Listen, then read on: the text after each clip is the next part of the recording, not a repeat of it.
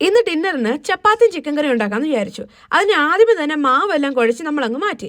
എന്നിട്ട് കഴുകി വെച്ചിരിക്കുന്ന ചിക്കനകത്തിലോട്ട് മസാലയെല്ലാം ആഡ് ചെയ്തിട്ട് നല്ലതായിട്ട് മാറിനേറ്റ് ചെയ്തങ്ങ് മാറ്റി.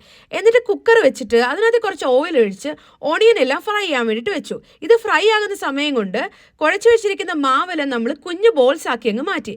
എന്നിട്ട് ഫ്രൈ ചെയ്ത് വന്ന ഓണിയൻ മാറിനേറ്റ് ചെയ്ത ചിക്കനകത്തിലോട്ട് ഇട്ടിട്ട് നല്ലതായിട്ട് അങ്ങ് മിക്സ് ചെയ്തു.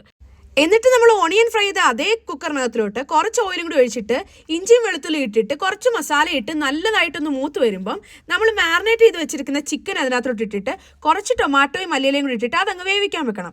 അത് വെന്ത് വരുന്ന ടൈം കൊണ്ട് നമ്മൾ ഈ ബോൾസ് ആക്കി വെച്ചിരിക്കുന്ന ചപ്പാത്തി മാവെല്ലാം നല്ലതായിട്ട് പരത്തിയിട്ട് അത് നല്ലതായിട്ട് ചുട്ടെടുക്കണം. ഇങ്ങനെ എല്ലാ ചപ്പാത്തിയും നമ്മൾ ചുട്ടെടുത്തിട്ട് ആദ്യമേ അങ്ങ് മാറ്റണം. ഈ ഒരു സമയം കൊണ്ട് നമ്മുടെ ചിക്കൻ കറിയും റെഡി ആയിട്ടുണ്ടായിരുന്നു. എന്നിട്ട് ഈ ചിക്കൻ കറിയും ഈ ചപ്പാത്തിയും കൂടി കഴിക്കാൻ ഭയങ്കര ടേസ്റ്റ് ആയിരുന്നു കേട്ടോ. എല്ലാവരും അതൊന്ന് ട്രൈ ചെയ്ത് നോക്കണേ. അപ്പോൾ ബൈ.